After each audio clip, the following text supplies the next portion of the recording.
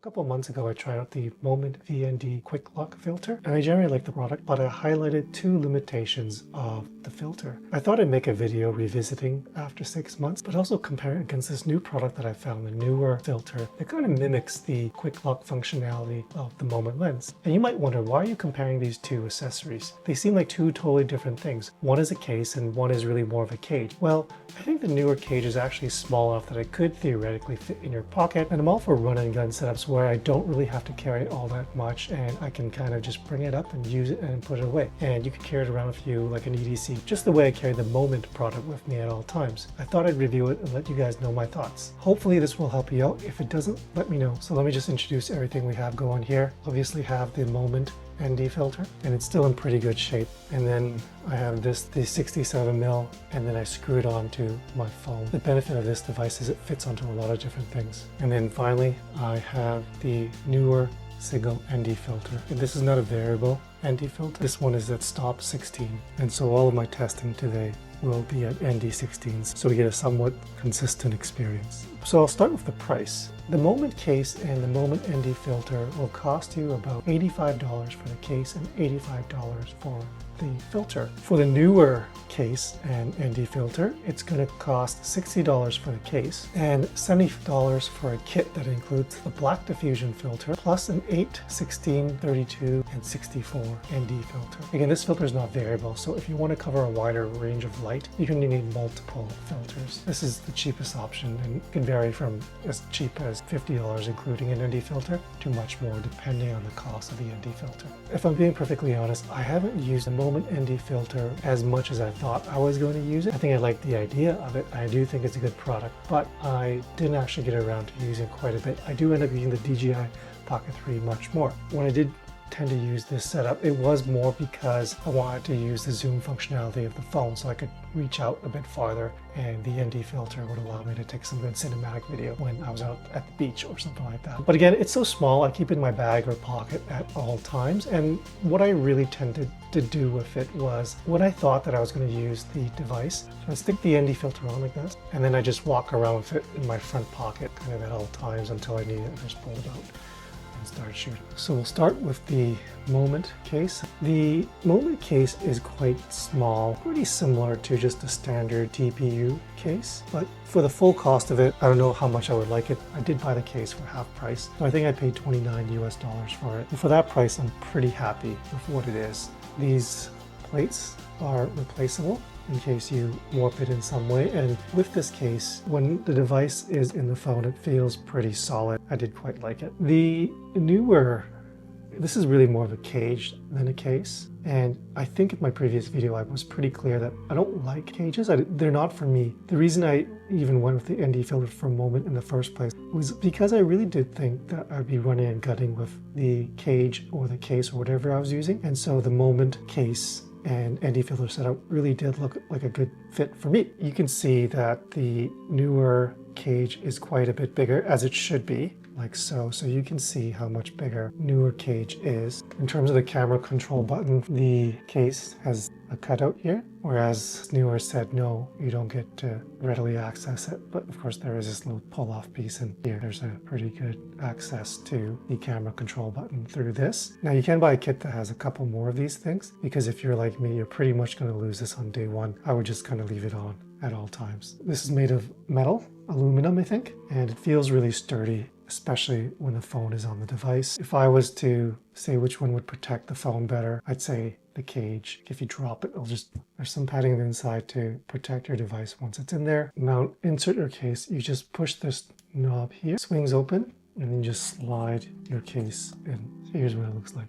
You'll see that there's tape there. One thing I noticed with this cage is the back of it is not protected. So I was actually a little paranoid that one of my MagSafe devices would actually scratch up the case. So I stuck some packing tape actually, so that if I was to mount some device on, such as this GB SSD, it won't scratch it. Now, one thing I will also say is that the lip here does prevent the cord for this SSD from just reaching it directly. You can use a longer cord. Even though this device is quite large, it still fits into my pocket pretty easily. It's just a bit heavy. This one obviously is just like any other case. If your phone can fit in your pocket, this is going to fit in your pocket pretty well. But this one will take a little bit of work, but it still goes in pretty easily. In terms of grippiness, this is the bigger device, so it's actually a little bit harder to hold, and the metal does make it a bit more slippery in the sense that there's no grip to it. The camera control button, or at least the cover, is rubber, so you can kind of grip it as well. And of course, this cage is built for having separate grips so that you can really get stable footage with your phone.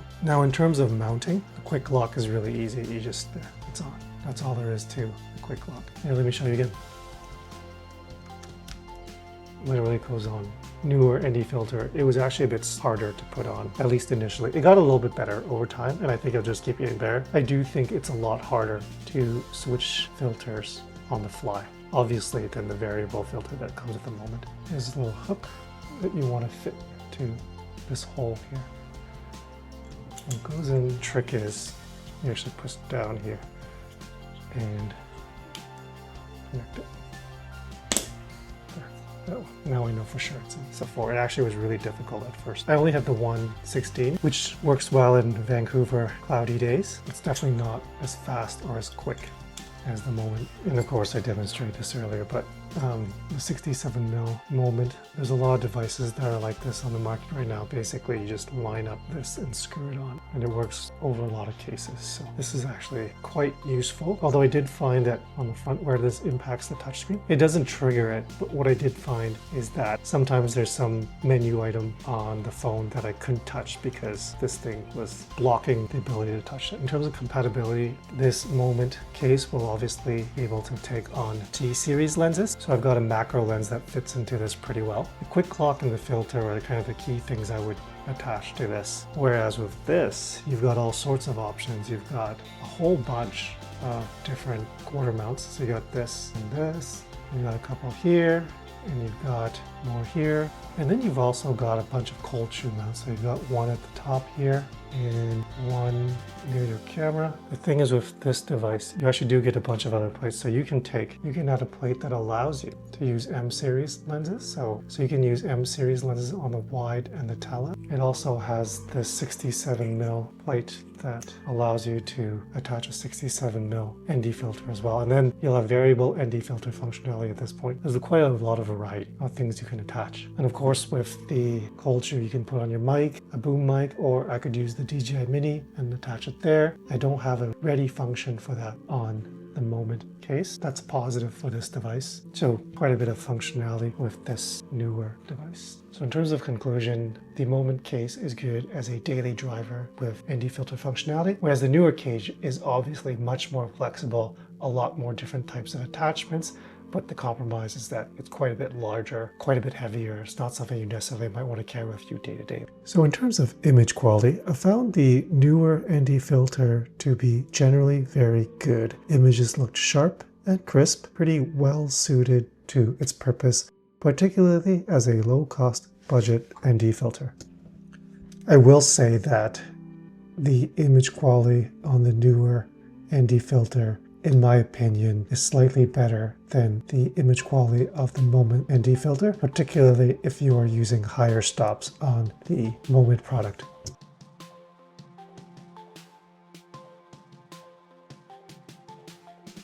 So now let's turn to some technical tests. And so I had gone out and took some test shots. It was quite sunny with some clouds. The sun wasn't directly overhead, and for the most part I shot at ISO 64, 1/125 shutter speed. I used 60 frames per second, SDR, no log, and in terms of the ND strength, I pretty much set it to ND16 for all of the devices, or the closest equivalent. In terms of image quality, I'll show you all of these side by side. One thing you might notice with ND filters is something called color cast. What color cast is like an unwanted tint, so often magenta or green, that affects the image quality because of the filter, like the natural color of the filter. Color cast was generally well controlled with the Neewer ND filter. The K&F filter was actually the one that had the most affected colors, particularly if you look at the fence and the color of the sky.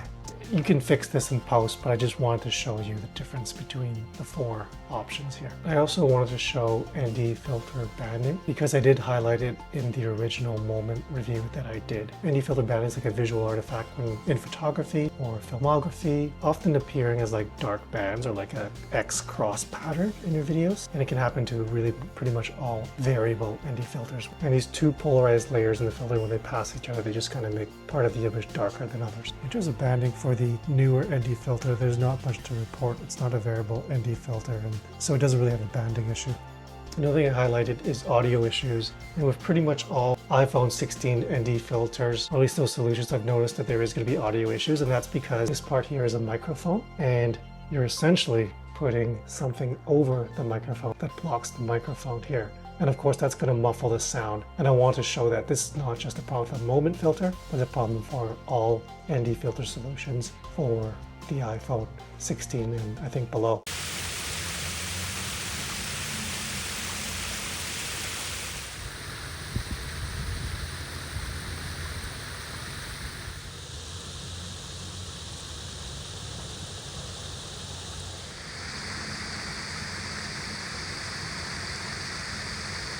But I noticed with at least the 17 Pro, the microphone's actually been moved to the far side of the device. So I think future ND filter solutions are not going to have audio problems the same way. And so I think it's actually going to be fixed going forward. So I hope that this demonstration was helpful to you. So with the Moment case, I think the pros are, first of all, it's quick to mount. So it's just one quick motion. It's a variable solution, so it's easy to move between stops. It's also more pocketable, so if that's what you're using ND filters for, then it's a better EDC solution. But I think the compromise is that the image quality isn't quite as good as the Neewer ND filter.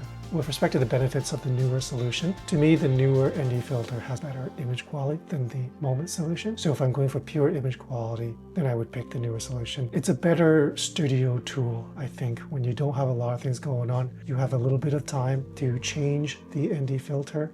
Or if you know that a certain day it's going to be pretty consistent in terms of the lighting, then you don't have to switch between ND filter strengths, then this will work out pretty well because you'll get better image quality. And of course the cage has way better and way more flexible mounting options. In terms of the cons, it's definitely more difficult to mount and more difficult to switch between the ND filters. So it's not as good on the field, and it's just in general it's a larger case, a larger cage. It's not the type of thing you're going to stick in your pocket, and it was never meant to be that. It is a cage. I'm just kind of using it in a different way than probably it was intended to be used. So in conclusion, I still really like the Moment QuickLock ND Filter, especially for what it is, a quick EDC type solution when you're out in the field. The cage is quite large on the Neewer, but it's very flexible. I can do all sorts of things with the Neewer cage. I can mount all sorts of gear onto the cage. If you're not running gunning, I think the Neewer is actually better than the Moment. It's more consistent and the IQ is better. If you're just walking around and you're like, hey, this is a good shot, and you want to stick an ND filter on and get some good B-roll, Moment case is better for that use case. Anyway, those are my thoughts. If you're interested, please feel free to comment and let me know what you think. Maybe you have some better or different ideas on how to use this. Maybe there's other products that you would use instead. I'd be interested to know. If you like the video, push like. And if you're into this kind of tech, why don't you consider subscribing? It'll really help the channel out, and I can try more of these zany comparisons out in your buying decision. Thanks for watching. Peace.